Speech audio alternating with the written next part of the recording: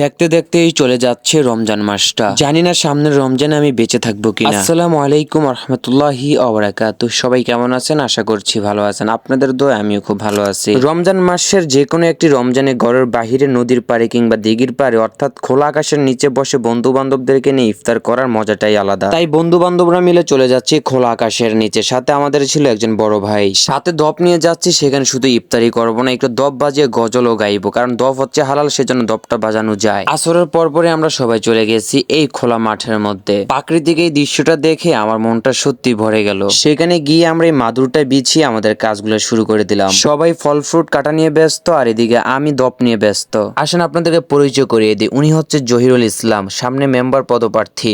তো যাই হোক, উনি ছাড়া কোনো প্রোগ্রাম আমি করতে পারি না। ওনাকে ছাড়া কোনো প্রোগ্রাম করলে আমার মনে হয় সেটা অসম্পূর্ণ রয়ে যায়। দেখেন সবাই মনের আনন্দে বসে, ছোট বড় সবাই একসাথে বসে ফল ফ্রুট কাটতেছে, আর আমি সেগুলো দেখতেছি, ভালোই লাগতেছে। ওরাও একদম আনন্দের সহিতে সবকিছু কাটাকাটি করতেছে। আজকে আমাদের ইফতারের আইটেম ছিল মোরগ পোলাও, খেজুর, কলা, পেয়ারা, আপেল, সাথে আরো ছিল তরমুজ। ইফতারের আর সময় আছে মাত্র 5 মিনিট। আমি যে হাদিসটা শুনি সেটা মানার জন্য ট্রাই করি। আল্লাহ তাআলা বলছে যে ইফতার সামনে রেখে যদি দোয়া করে সেটা আল্লাহ তাআলা খুব তাড়াতাড়ি কবুল করে। সেজন্য আমরা সবাই মিলে একটু মুনাজাত ধরলাম। আলহামদুলিল্লাহ, আল্লাহ তাআলার অশেষ রহমতে আমরা ইফতার পার্টিটা খুব ভালোভাবে শেষ করতে পেরেছি। সবাই ভালো থাকবেন এবং আমাদের জন্য দোয়া করবেন। আল্লাহ হাফেজ।